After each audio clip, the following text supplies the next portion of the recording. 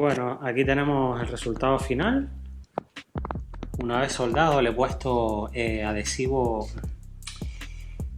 estructural. Es sellador y estructural. Esto se seca y no hay quien lo mueva. Ya que como es una zona que tampoco necesita mucho, no necesita matizar tanto, pues esos pequeños agujerillos que se van quedando microscópicos de la soldada, pues no me vuelvo loco.